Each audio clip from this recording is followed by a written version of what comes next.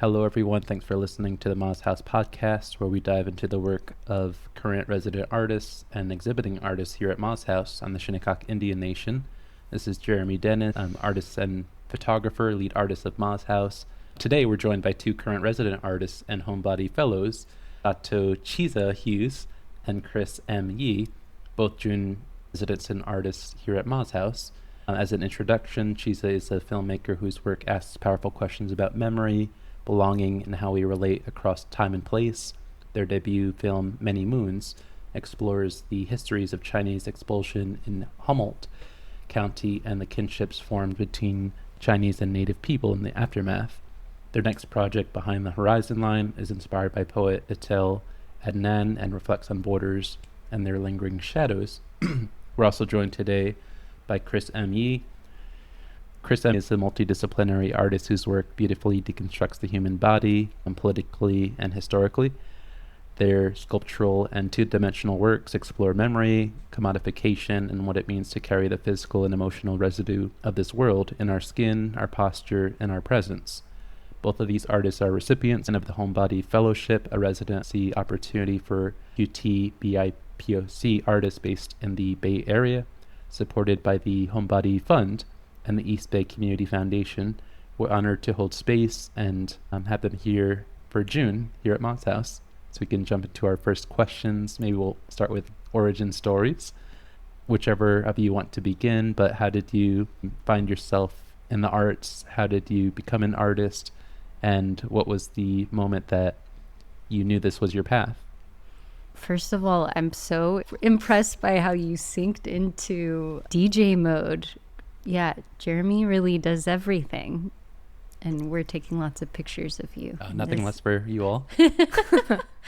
I'm just impressed. There are many hats. Do you want to start, Chris? Origin stories. Happy Pride Month, everybody. My origin story. Cheers. My origin story. How far back did we go? What did we say? What's your first artwork? My first artwork? I don't know. I'd love to see your first artwork. I don't even know if I have that. I think I've always been someone who liked maximizing, and film felt like a way to do many things at once, many different art forms at once. I think early on, it also was a way to get out of public speaking for me. I think I made my first documentary because I didn't want to be standing in front of a class. But yeah, I think it's something that... My origin story. I used to make art in the basement.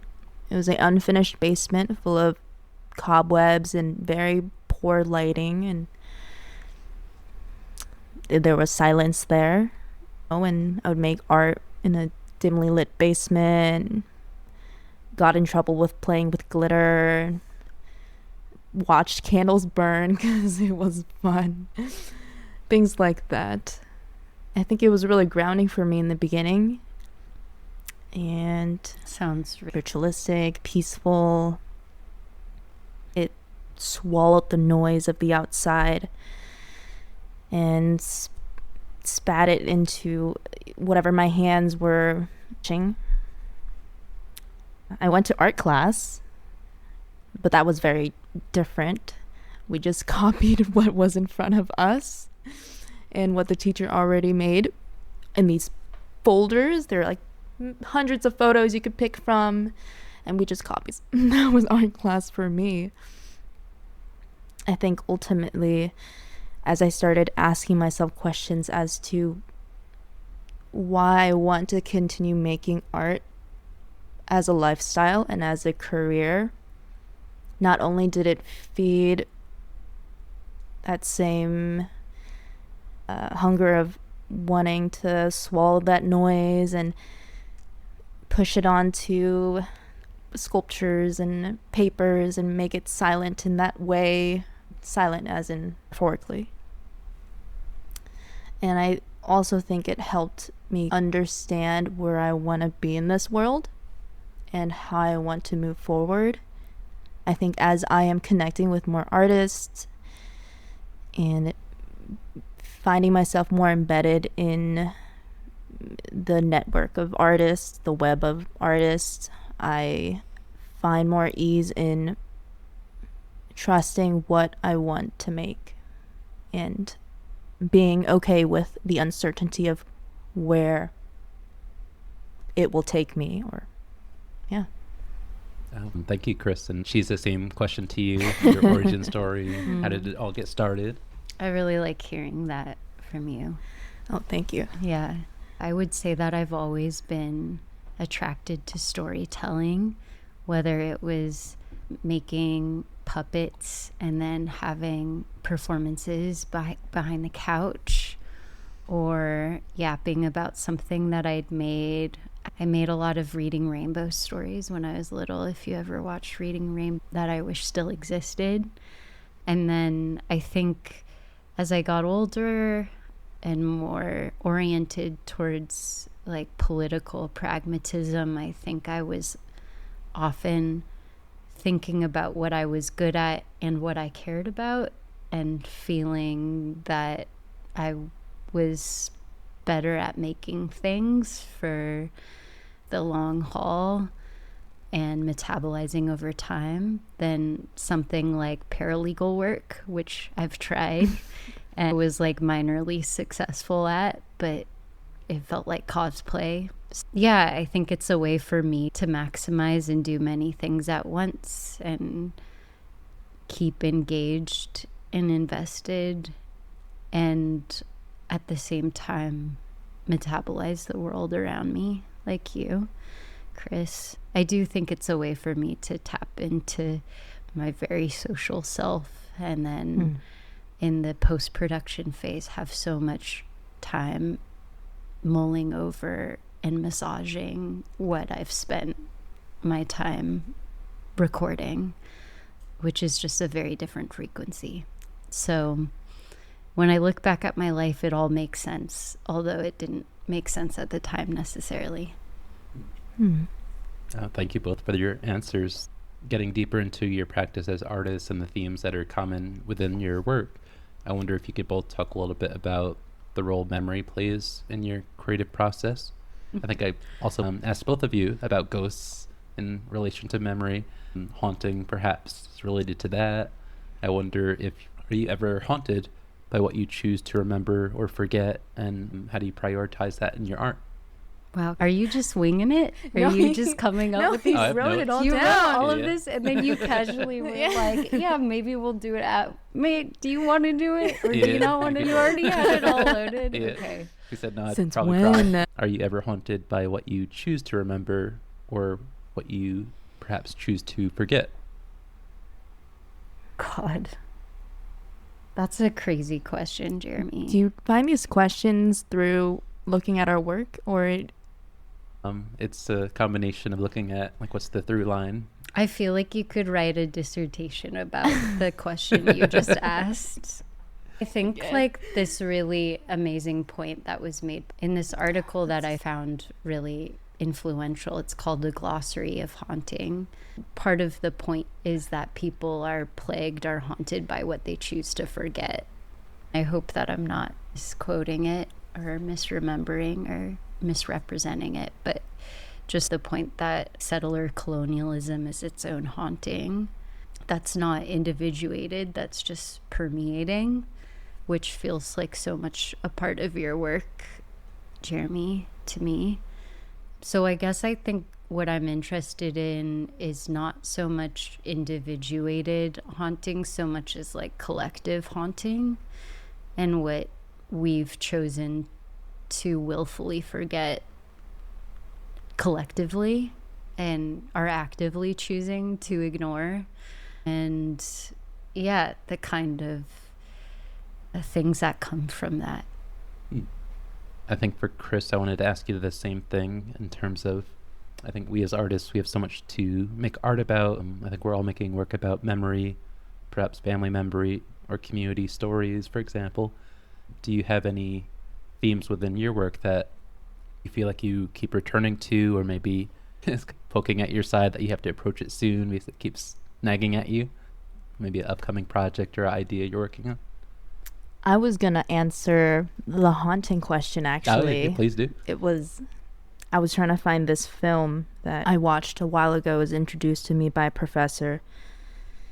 I believe it was called Operation Baby Lift. It was a documentary on this Vietnamese woman who was adopted by white folks in the United States, and she goes back to Vietnam to find out who her parents are. And I remember asking the professor a question, and this was when we were in lockdown of COVID, and I was taking this honestly pretty traumatic art history class, showing all these films about Asian American history and documentaries. I suppose as I was reading about this history, I was also living a new phase of it. I asked the professor if this woman who chose to go back and to meet her mother, for context, she was picked up by the Americans when she was a toddler, so she has a faint memory of her mom, her biological mother. And I asked the professor, did she choose this trauma?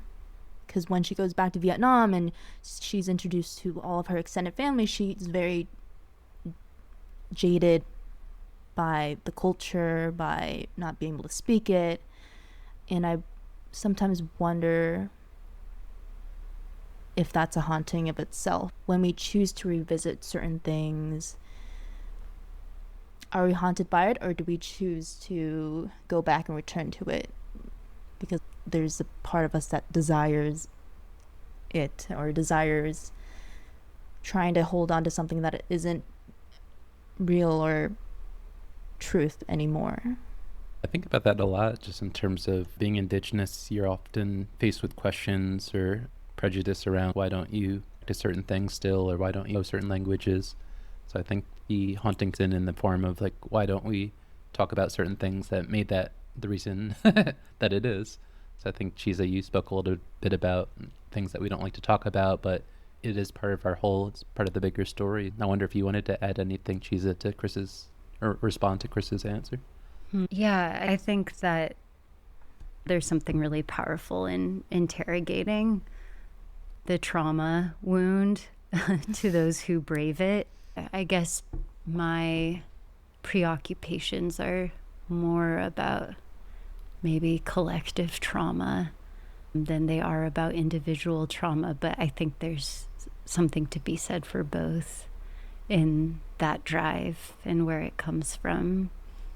For me, the drive feels like, at its heart, like a political act, with the acknowledgement that there's so many different subjectivities involved, wrapped in a traumatic event or an ongoing one. But I don't want to use the word healing. I think, like your point, Chris, about whether it's also trauma causing, I think that's very real. And I also think that artists of color are so often asked to interrogate their trauma in perhaps tokenizing way that I feel resistant to as well. I think that's like what you're speaking to, Jeremy. So it's a tightrope walk as to like what feels personally like fulfilling and what feels important politically, and also not trying to commodify yourself. Fine, we're getting deep into it. There was something interesting I heard recently on the Artist Talk. I really love representational work and work about identity, and I think we're all doing work in that way. I think Ma's House supports that type of work. But what I heard in that talk that never dawned on me was that they described it, a practitioner of that work, kind of a depressing subject matter. It's like talking about trauma, it's talking about things that we need to heal from. But in both of your introduction, how you self-describe, you spoke about art, and the art that you do is fulfilling a role, gives you purpose, it tells stories in order to heal.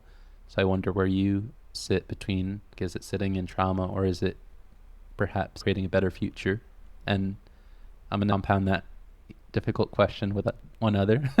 How do you see art as being this essential thing that you're working toward instead of something that's peripheral or a luxury?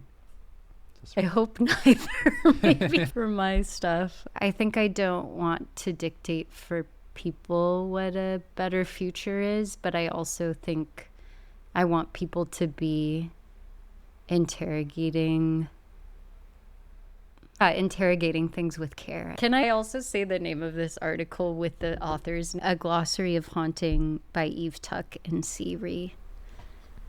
Nice, that name. Also not responding to my emails, but okay. Gotta go to NYU. Not to put her on blast.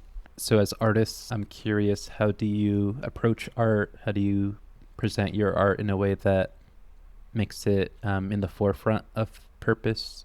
So it's not some luxury, it's not something that if every other demand is met, then maybe we can spend money on art. Like, how do you think about art in such an essential way? How do you platform it? I can answer that question. I think I chose film because I wanted it to be very accessible and wanted anyone to see it who has a link ultimately. And that was really important to me, having worked in an art institution and having seen the people who generally came, even though it was a free museum. I think there's a way that film feels really mobile and accessible. I think I also chose documentary because it was really relational, and that also felt important to me, the ways that it can feel co-created, which I actually also feel about fiction now that I'm doing fiction. Yeah, that was important to me, that it not only be available in a gallery space or a movie theater. Yeah.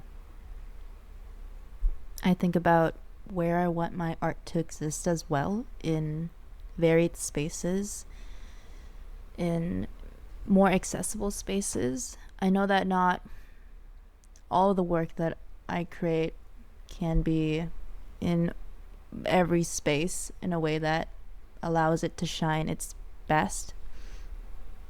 And I'm still working on that and seeing where, as each piece grows, seeing where it then belongs.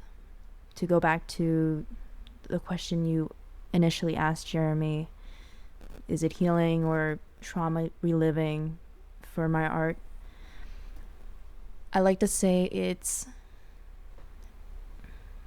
giving my body the nutrients for the scab to finally fall off. I suppose in a way it's healing if that quote-unquote wound were not to leave a scar. And I don't think all of my artwork is based off trauma as well. I don't know, digesting and recycling and spitting back onto the earth what I have been consuming. I like that. I feel like maybe my art is about looking at the scab in a different way, in a way that makes you think differently about the scab.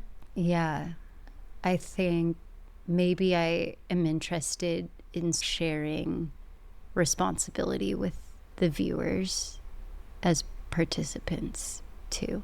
Just like the people who are engaging with the work, putting more of the onus on them as well, that it's like shared experience. Yeah. Moving into the future. So hopefully not re-traumatizing. Hopefully not stabbing a new scar. No. Thank you both for answering. I know that we didn't send the questions in advance, so jumping right in. But maybe taking a step back, I'm still talking about the umbrella themes within both of your works. I wanted to ask each of you both about your practices relating to relationships. So whether it's bodies, whether it's borders or histories, how does being here in residence at a space such as Ma's house on Shinnecock land shape or shift your approach to that type of work with relationships? I think as ICE raids are happening and as we're bombing Tehran, even with this potential ceasefire may be happening. But I think also it feels constant thinking about relationality, both on the reservation and I think with the wider world in the Hamptons. It's really on my mind, thinking about maybe all of this land being Shinnecock. How you work with relationships and how it relates perhaps to your time here at Ma's house. I feel as though my time at Ma's house, I've really been immersed with its history and its people and the actions that the people at Shinnecock are currently doing to address issues, to call out folks and the community, that it's like a force field. I feel as though what has shifted in my approach to my work is the call to action. I've been exploring how I really want to express, and I feel as though what's more important is the call to action part. And I know that when I'm making work, it's a world for me, and I put it into whatever's in front of me, yet it may have a very different approach by the public or the viewer. And how, moving forward, how will I be more meticulous about crafting my relationship with the audience in the way that not only serves me, but the community as a whole. Thanks, Chris. And thanks for letting me yap the first time, because I think I needed to say things out loud, and now I know what I'm going to say. Just that borders and relationships have been on my mind this whole time.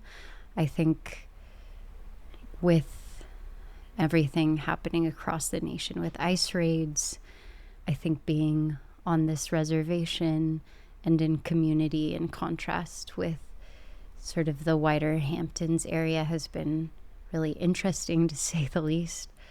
But I think it's been really incredible to be here in a place where community is so intentional, and to feel safe here, and to also feel like I'm starting to recognize everyone around, and that people are looking out for each other very clearly, and to simultaneously be seeing that in the news as people are making their communities safer by doing their own work to have each other's back.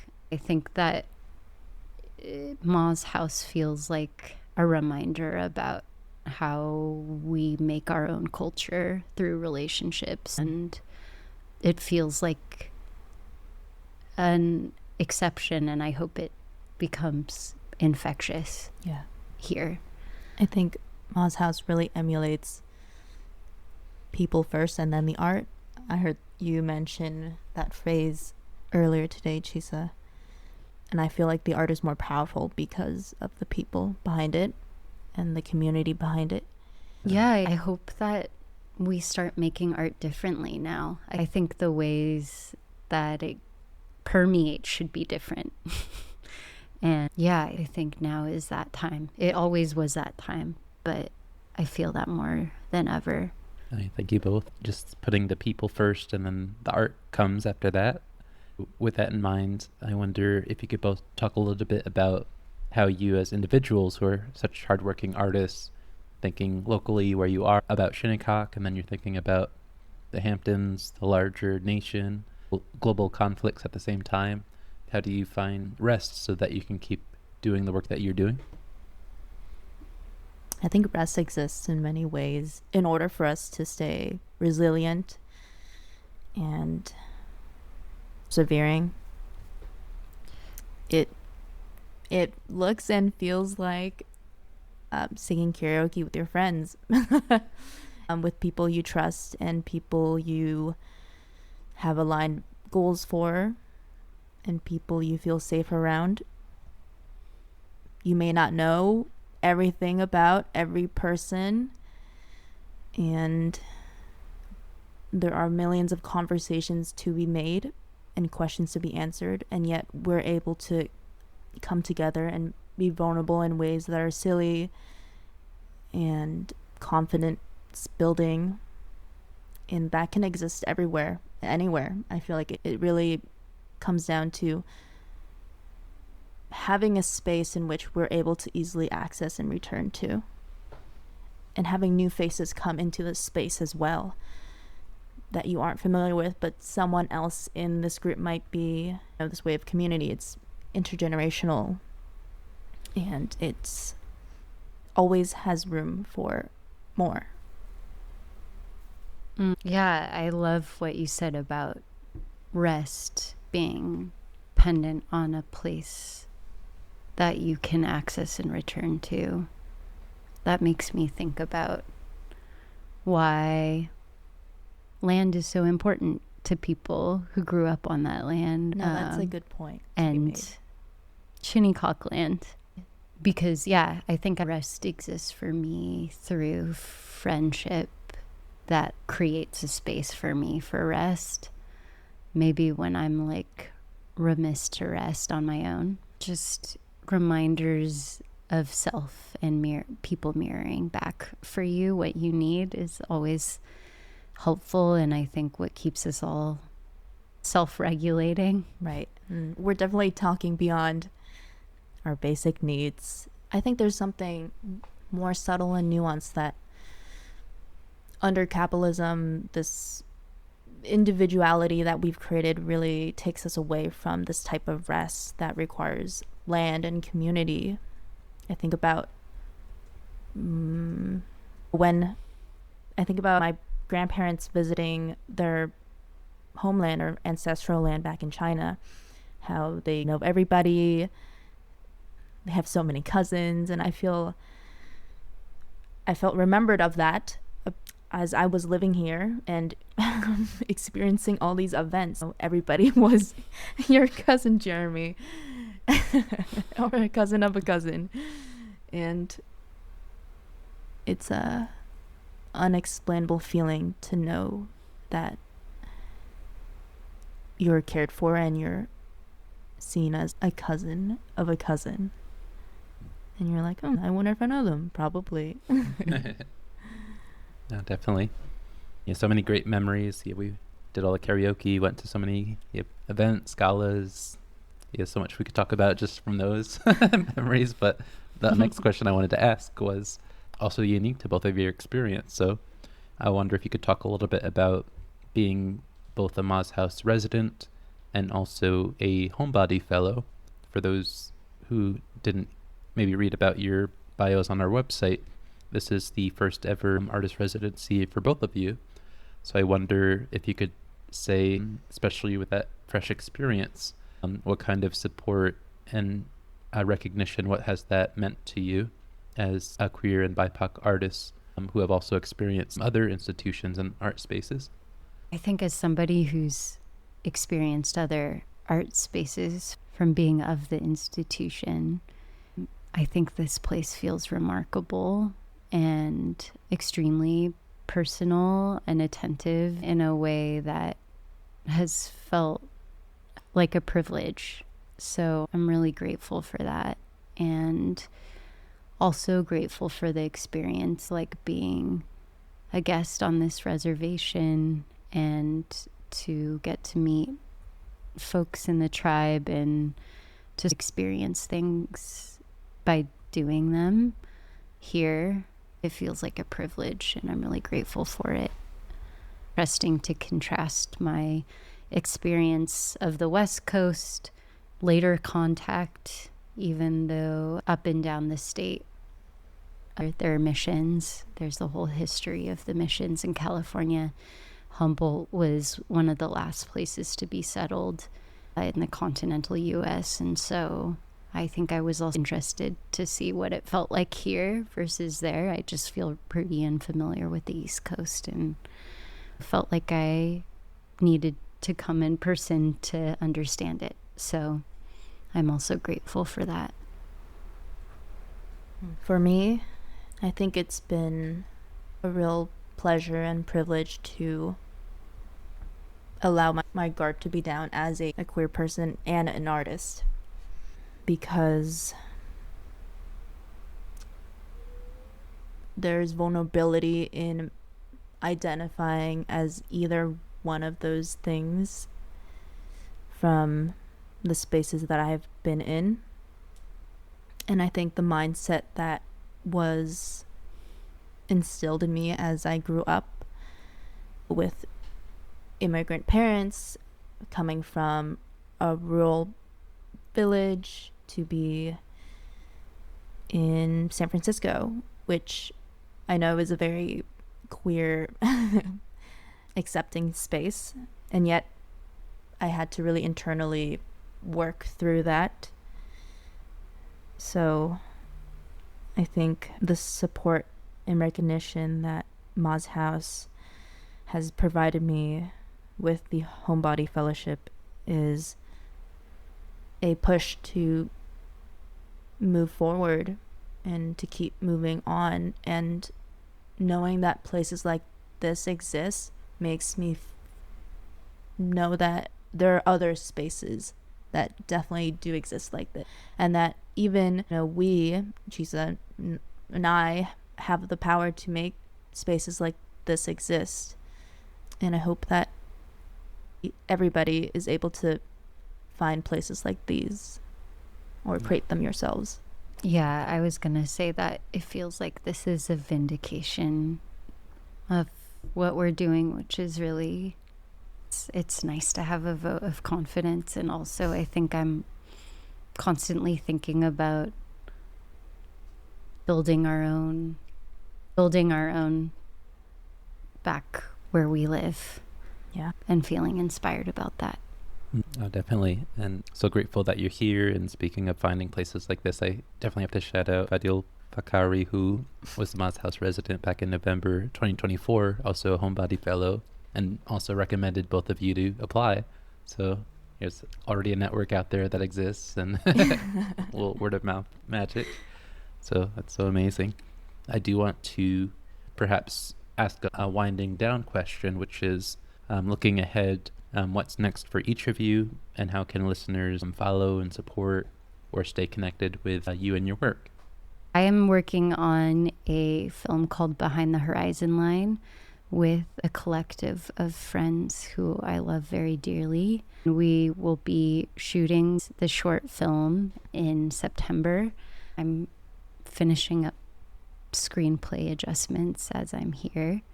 You can learn more on my website, which is chisatohughes.com.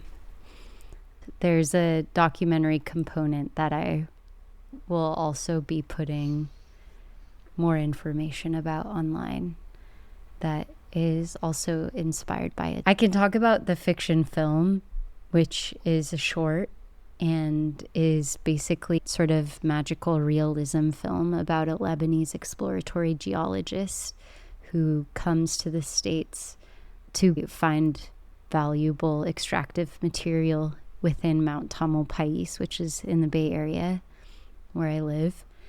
In the process, her citizenship starts to unravel and falls in love with the mountain, which is a portal to other places. It's a borderless place and is sending messages to her through objects that are appearing on the mountain. The film was inspired by the writing of Adnan, who was a Lebanese lesbian poet based in the Bay Area in exile, who wrote a lot about borders, exile, war, bearing witness, wrestling with complicity, amongst many other things.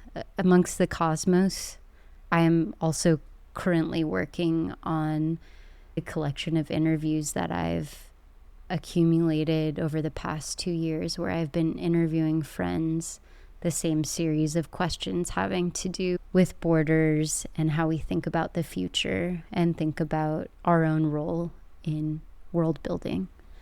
So that's what I'm working on right now and what I'm working on here. Do you feel as though they ever bleed into each other? How do you compartmentalize?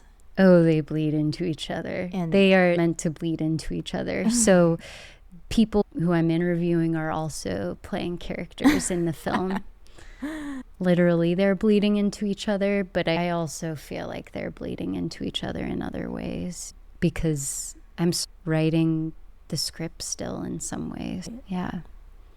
I think right now it's been really potent going through these interviews because everything is only increasingly relevant. And I'm just so grateful for my friends' words right now, which feel helpful to come back to in this moment. I was thinking about an archive for the future often when I was doing these interviews. To me, it feels as though as you're making these different worlds, being different films, the same people are playing different faces or different minds, and their bodies are jumping into different stories and timelines. Yeah, I think I feel that way about the materiality of my work, jumping from the past to the present and the future, the layers that they are a part of, and how